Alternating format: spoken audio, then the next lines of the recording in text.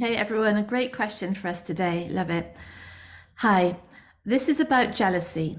It's not something I commonly feel, but it comes up with a few people in my life. I've experienced the uncomfortable feelings of jealousy several times.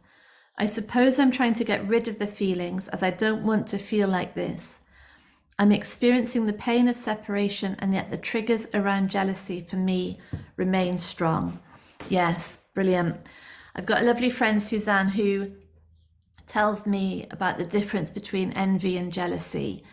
I think this question is envy, but let's just look. So jealousy is when we are worried that something we have is going to be taken away from us, like a jealous wife, a jealous husband, or an envy is when we want what someone else has got.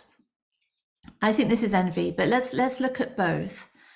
And let's start with envy, because it doesn't feel nice at all, does it, to be there when someone's got that thing that, or they're in the lifestyle, or in the situation, or in the relationship, or in the house, in the body, whatever it is that we desperately want, and it feels rubbish. There's me in this space of lack. I'm not enough. I've made wrong decisions. I've haven't made the most of my opportunities, or there's something fundamentally wrong with me that I can't have this that the other person has got. And so we're locked into this feeling of separation, yeah, of lack, of not enough, a victim maybe, unworthy, incomplete. And so we might try and use this conversation to get rid of those feelings, to stop the suffering. We could sort of bypass our way out of it by saying there's no me and there's no them. But let's look really at what envy is doing, what information it is. Because yes, first of all, it is information about a projection, for sure. Because the me in that case and the other that has all this great stuff doesn't exist in that way it appears. It can't do, can it? You know, the envy is like sparking all that wounded conditioning within me, and the other is sort of exalted in that they have everything I want. There's no way of knowing, is it really, what that person's life is like, what their relationship is like, what their relationship with their body or their looks or their lifestyle is like. No way. And this me that exists in that moment, that like sort of pinned down as lacking, wrong, unworthy, that's not it either. So first of all, yes, the suffering is saying right now, momentarily insane, right now, all these concepts are projections from old wounds within.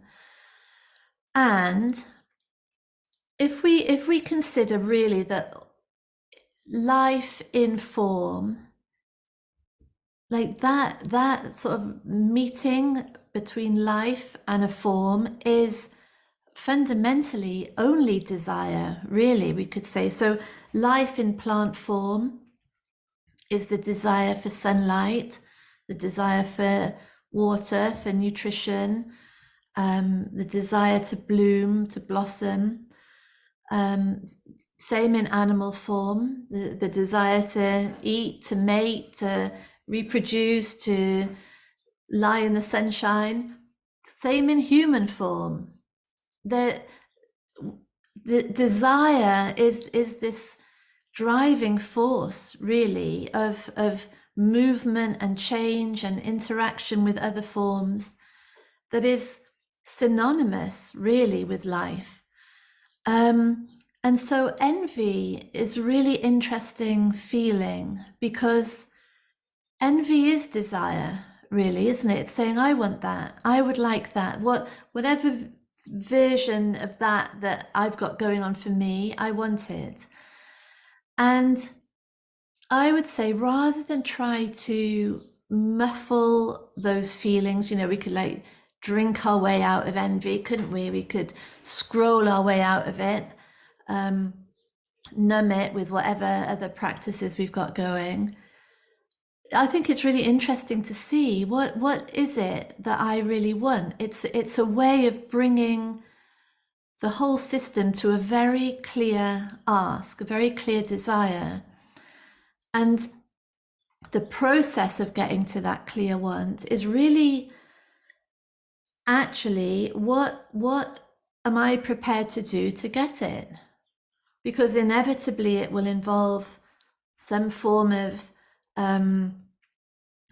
moving through discomfort zones. It will involve change to behavior. It will involve maybe risking exposure or difficult conversations or difficult physical endeavors. Are we prepared to do that? It's a really interesting question. And maybe the answer is yes, in which case, awesome. Let's do that. Let's do that and get the thing, get the house that we want, the bank balance that we want, get the type of relationship that we want.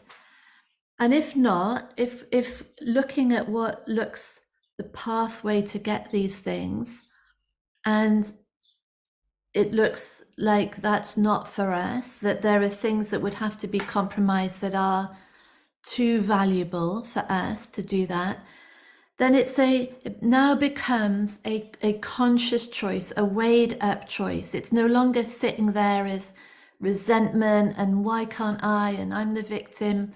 It's like a choice, a visible, articulated choice not to,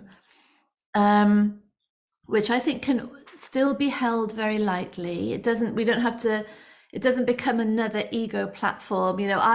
I've decided that I want to be happy rather than work hard. That sort of thing is a bit yucky, really.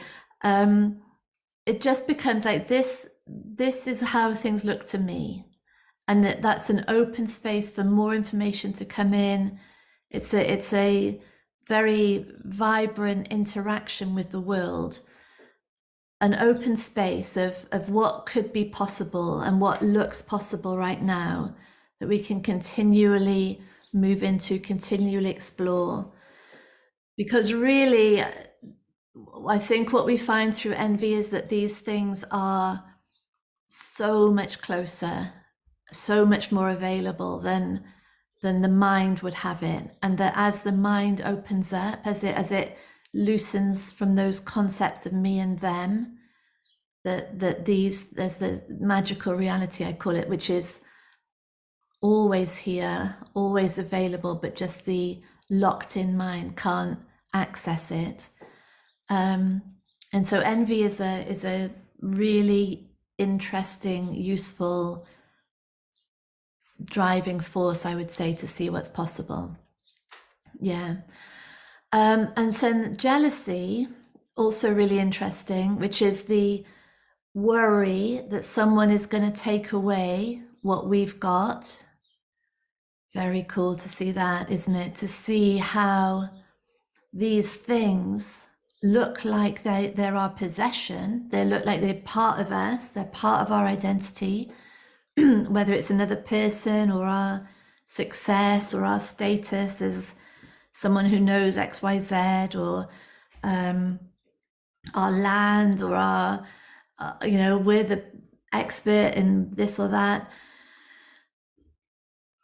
The identity that builds itself on these and says this is me means that these things start to become quite quickly suffocated because they are not us, and the identity will be so heavily weighing on them that they can't grow, they can't flourish, they can't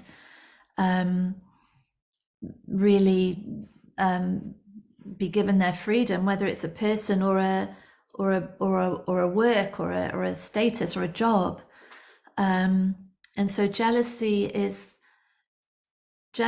I would say, is always a sign of an identity that is building itself on a platform that is fundamentally insecure. And the issue with jealousy is that the more insecure that relationship becomes, or that job title or that status, the more the identity tries to rush in and pin it down and defend stuff and shut out the external world, and the whole thing starts to spiral. So jealousy is a sign to get real, to really question what are we really, to really see these crutches of identity and stability that the mind is using.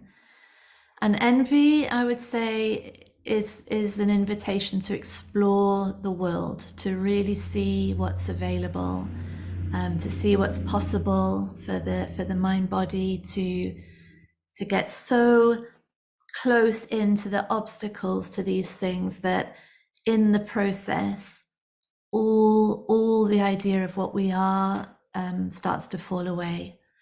So it's an invitation into the world, and through that a lightening process of really what we are.